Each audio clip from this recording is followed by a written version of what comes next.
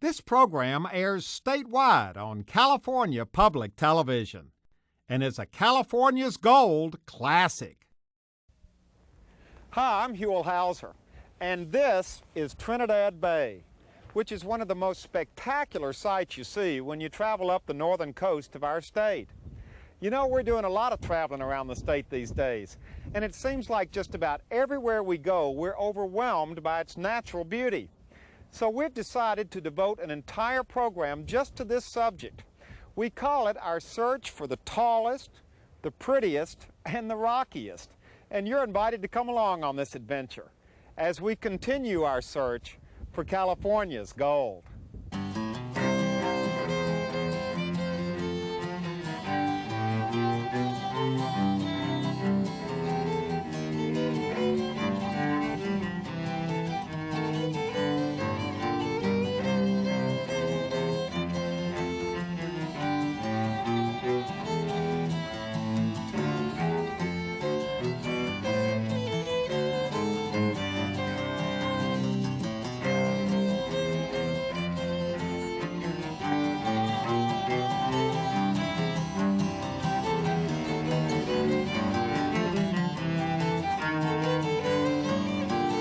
Well, there we were, bouncing along Bald Hills Road in a trusty old yellow school bus driven by Retta McCurdy, who's one of the best. Now, I'd been invited to join up with Nancy Samer's 5th and 6th grade class from Orick School as they went in search of the tallest tree in the world. Now, to find this tree, we traveled into Redwood National Park, which contains over 106,000 acres of trees. Trees with an average age of 700 years. Now, once we got off the bus, we were met by the 2 park rangers who would guide us deep into the forest. Deep into the forest in search of one particular very tall tree.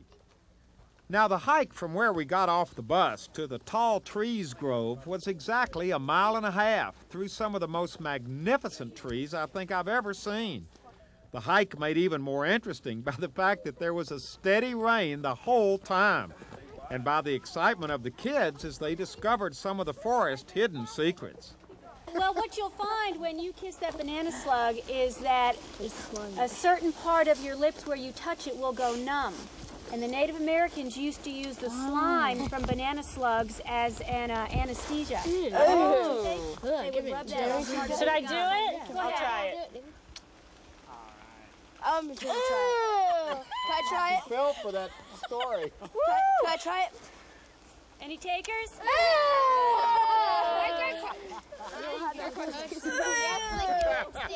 Now, I know it's hard to top kissing a banana slug, but the rest of the hike to the tall tree had some adventure in it as well.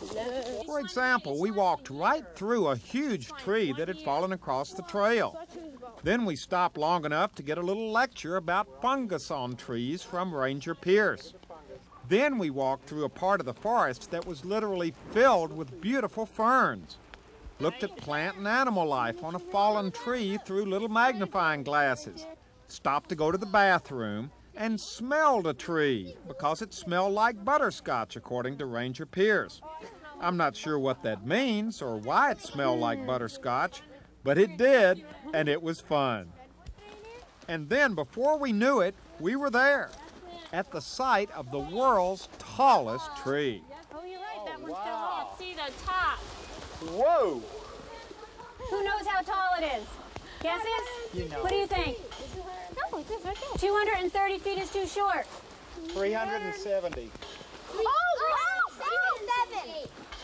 Another guess? We haven't gotten it yet. 373. 367. You're reading the sign over there.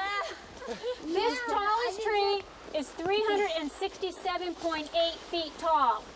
Now, 367.8 feet is a lot of tree. And since we couldn't even see the top of the tree because of all the other trees around it, Ranger Gonshore took us about 50 yards over to Redwood Creek for a little demonstration. What I have in my hand is a ball of yarn, which is 367.8 feet tall. And I have marked off here 10-foot increments. And we're going to ask everybody in the class to grab onto the yarn one at a time And the 10 marker is? that's right. And I want to place a student at every blue mark, every 10 feet. And we're going to see just how far along this gravel bar we're going to string out until we get to 367.8 feet. It's real difficult for children to imagine how tall almost 400 feet is. So by doing this activity where we space the children out along the string, it really gives them a good idea of what the height of the tree is like. Wow. Even from standing here, as you look back, you can't tell which one of those is the tallest. Yeah, so it's difficult to imagine. It's hard to get a sense of Yeah. perspective up there, isn't it? It certainly is. Do you have people, when they do this game, say, no, the tree couldn't be this tall? Oftentimes kids, even adults, can't believe how tall this tree is. Yeah. Sometimes I'd get them to imagine the length of a football field, which is close to the height of the tree. And a lot of these kids have run down football fields. But this is even more impressive, especially when you're out here in the environment, Yeah. to see how tall this tree actually is. Wow. Benji met the bear met Benji, the bear was bulgy, the ball. The afternoon continued with camp songs, lunch under the big tree, and another game where we held hands around the tree to see how big the trunk was. That's 18. 18 people around this tree. So it takes 18 of us to go around this tree. 18. That's incredible. 18 of you. This is the tallest tree in the world, as measured by National Geographic's in 1963. How do you measure a tree? It's tough to measure a tree this tall because there are few places you can see the bottom and the top of the tree at the same time. So what they do is use some surveying equipment. They'll go across Redwood Creek, they'll find a place where they can see the base. They can see about 4 feet up from the base of the tree is where they'll begin the measurement, and then they'll angle up, see the top of the tree, and do their measurement that way. How much taller can a tree like this get? Oh boy, we have had reports of local people in Orick who have seen trees over 400 feet tall. Really? That's what they tell us. But this tree is just 300 and... 67.8. So if they've seen trees over 400 feet, how could this be the tallest at 360? Because many of those people who have reported seeing taller trees were in the timber industry, and some of those trees have been logged. Really? And in other instances, there has just been recent measurements done where they now suspect the tree which we label as the third tallest tree may now have outgrown this particular tree. And we'll have an opportunity to see that as we hike around. So wait a minute, this might not be the tallest? It might not be. The point is that no ecosystem is static. Everything is dynamic. These trees are growing and changing all the time. So it looks like there's a debate about exactly which tree in the tall grove is technically the tallest. But there can be no debate about the fact that the redwood, our official state tree, is indeed magnificent. There's nothing else like them in the world. And I know that all of us lucky enough to go on that hike that rainy day will always remember our very special day in Redwood National Park. Well, now, when we got to your classroom this morning, I said maybe we shouldn't go because it's raining, and you said... I said, they're Humboldt County kids, they can handle it. And they have. And they have, they've done great.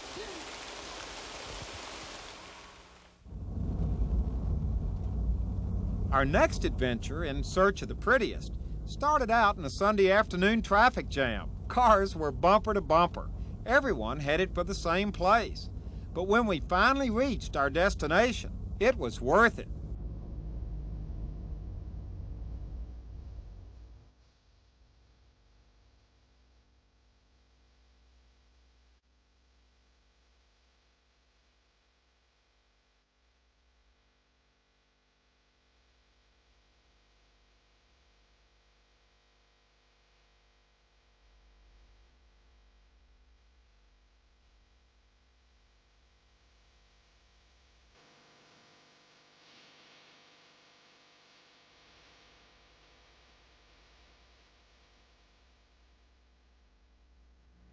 I'm not sure what I was expecting, but it was the most spectacular sight I have ever seen, period.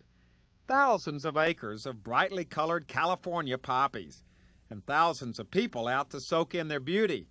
The centerpiece of all this activity is the 1,700-acre Antelope Valley Poppy Reserve, located in the northern part of Los Angeles County near the town of Lancaster. It's all part of our state park system, a reserve that's open 365 days a year. Last year, over 250,000 people came here, most of them in the spring, when the poppies, our official state flower, are in full bloom. Sitting out amongst the poppies. This is incredible. Isn't it? Just This is incredible what California today. is, isn't it? Yeah. Wild and beautiful. I never expected a sight quite like this. Well, what did you expect? Well, not this large an area. Oh, it's beautiful. Breathtaking.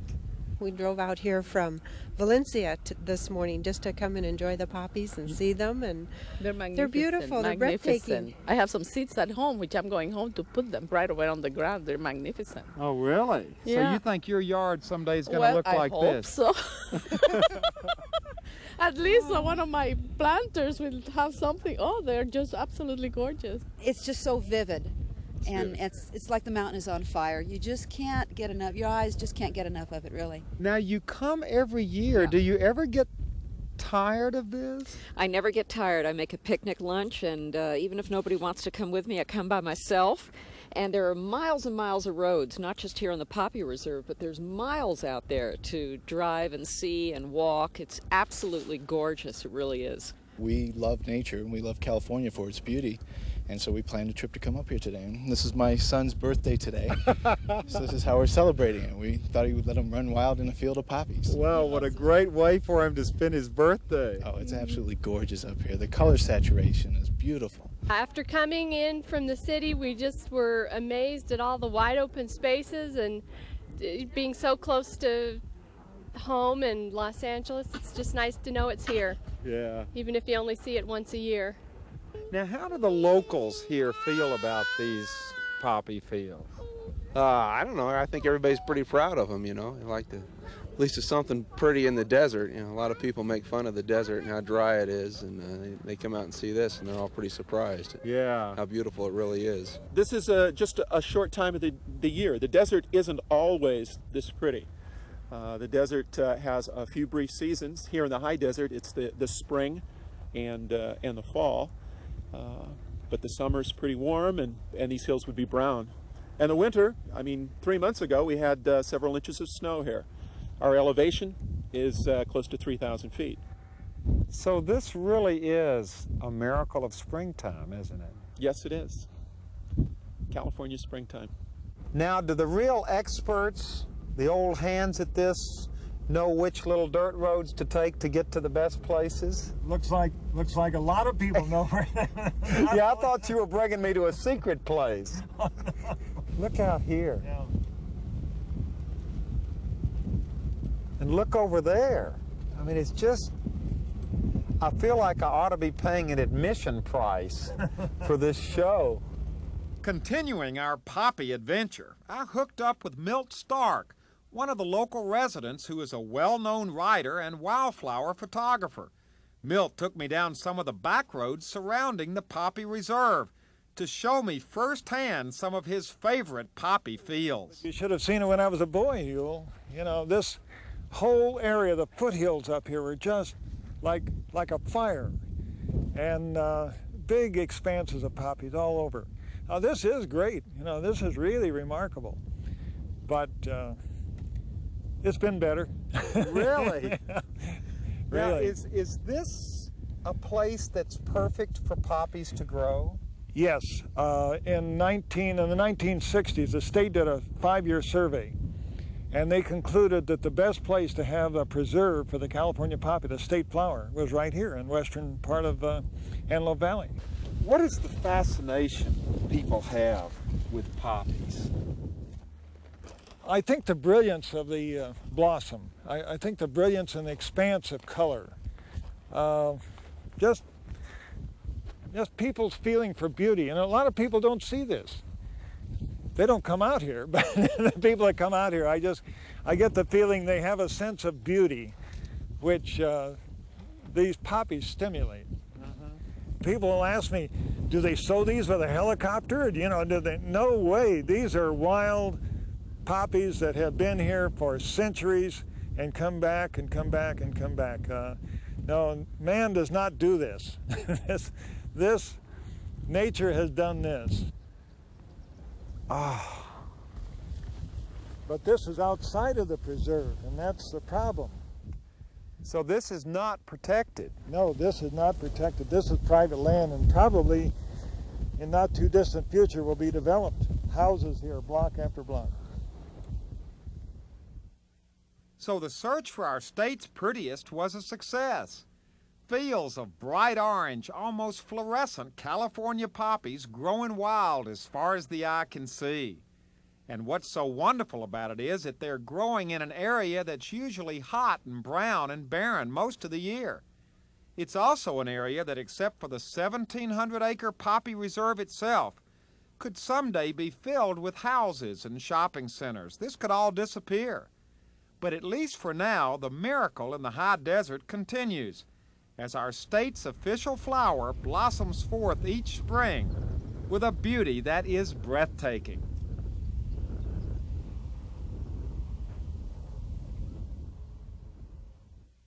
I'm going to Morro tomorrow. I wish I was going today. I long to be where my love waits for me, watching the ships coming home from the sea. So I'm going to Morro tomorrow, and this time I'm going to stay. Yes, I'm going to Morro tomorrow. I'm going to Morro Bay. Well, there we were, cruising around Morro Bay, a picturesque little town located on the Central Coast. We were in Morro Bay in search of the rockiest, and we didn't have to look very far. Now, if you like rocks, you'll love this one. Morro Rock, named back in 1542 by the famous Portuguese navigator Juan Cabrillo. It's the last in a chain of 9 long-extinct volcanoes. It's 581 feet high, covers 55 acres, is 22 million years old, and it dominates the landscape. Now, the old rock has had its ups and downs over the years. For example, for a while back at the turn of the century and even up to World War II, it was used as a quarry. They blasted over 1 million tons of it away to get rocks to construct breakwaters up and down the coast. But all that's in the past. Nowadays, the rock is doing just fine. Not only is it an official state landmark, it's also a natural preserve within the California State Park system. It's also a rock everybody in Morro Bay loves. For example, while we were in town, we were invited to join up with the members of Morro Bay Beautiful on their annual litter walk on the sand spit next to the rock. And it gave me the opportunity not only to spend a delightful morning on the sand spit, but to find out firsthand some little-known rock facts from the locals. That rock heats up during the day, and as the cool of the evening begins to come off the ocean, the cool air hits the rock and it makes its own weather up there. It makes a regular halo around there, what with the cold air and the warm rock, and turns to fog right in front of your eyes. You look at it, it'll all disappear. Wow. You look again, and boom, it comes back in. That's the most interesting weather phenomenon on the top of the rock that you ever saw. Sometimes the fog is on the top, sometimes it's real low, and so you only see the top of the rock, and it looks like it's just coming out of the sky. Mm-hmm. We love it up here. And sometimes it disappears altogether, and it gives you like a real eerie feeling because you know there's a rock there, but you can't see it. Yeah. Yeah. Now look, the rock is beginning to get a little cloud cover on the top of it now. It does that. Comes and goes. You never know. You wait 10 minutes and it's completely different. Because a minute ago the sun was shining on it. That's right. That's right. Now what's it going to be like in 10 more minutes? You're asking me? You know. My best advice is we'll wait and see. We'll wait and see. Well, all this talk about the rock really got me interested in checking it out more closely. So first, I hitched a ride with Jim Kroll of the Morro Bay Harbor Patrol, who took me around the rock in his boat. Now this way we got to see the rock from all angles, including the way you see it from the ocean. Now how do we get up there? Then I hooked up with Ranger John Tranmer from Morro Bay State Park, who had offered to take me on a hike to the top of the rock. Now this was to be a real treat, because for over 20 years now, no one has been allowed to climb on the rock, because it's a nesting site for the peregrine falcon, an endangered bird. Wow. This was going to be an adventure. Watch out for the poison oak. There's a lot of it. Poison oak? Poison oak. You know how to recognize poison oak, Huell? No, sir. That's this bush right to your left. That's poison oak. Got 3 bright, shiny green leaves. It's all the way up the rock here, so wow. Stay away from it. I should have worn gloves.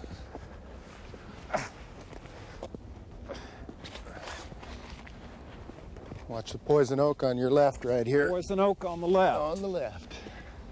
I'm so busy looking out for poison oak, I'm not enjoying the climb.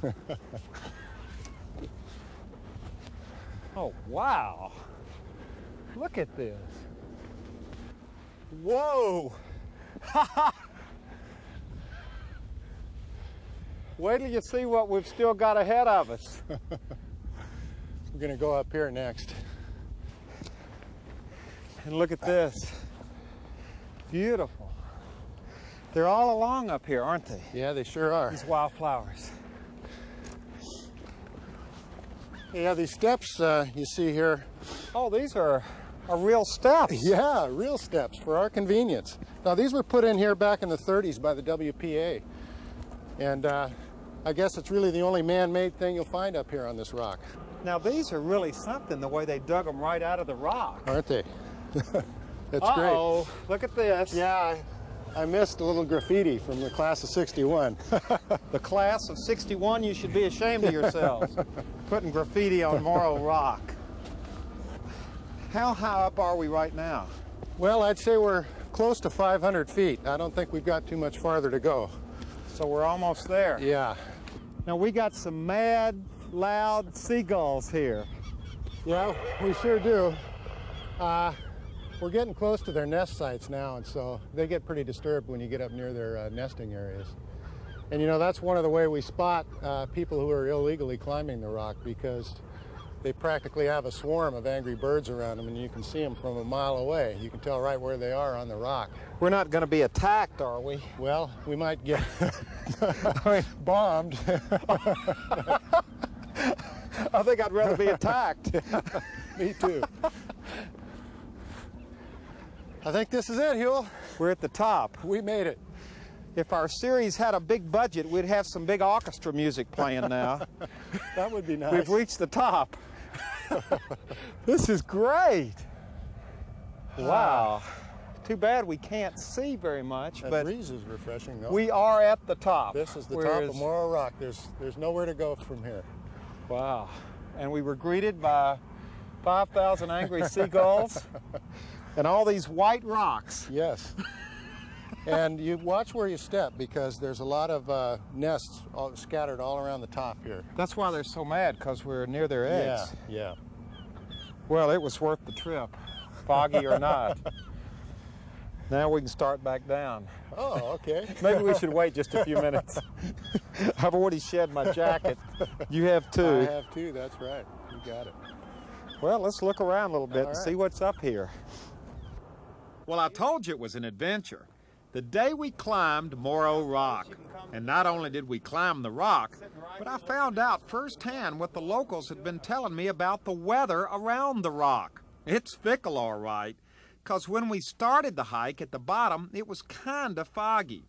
When we got up on the top, it was real foggy. We could hardly see anything. And then by the time we started to head down, it was clearing off, and we were able to see some beautiful panoramic views all the way up and down the coast. It was definitely a day I'll never forget. Neither will our cameraman, Luis Fuerte, who had to carry his equipment all the way up and all the way down. Well, that's our special about the tallest, the prettiest, and the rockiest. And even though all three of these places are spectacular, When you think about our whole state, these three places are just the tip of the iceberg. Our state is absolutely filled with natural beauty. Well, as we finish the program, I have three things to do. The first is to, as always, thank you for watching and invite you to tune in again next time as we continue our search for California's gold. Secondly, we got to finish climbing down off this rock. And thirdly, once I get down there, I got to find some calamine lotion for my poison oak. Until next time, I'm Huell Hauser.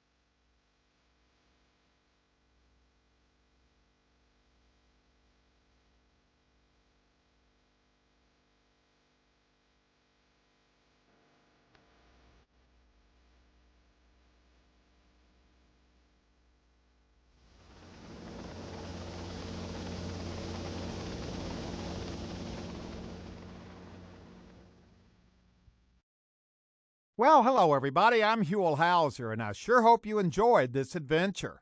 If you'd like to see it again or share it with your family or friends, all you have to do is call 1-800-266-5727, and we'll be glad to send it to you right away.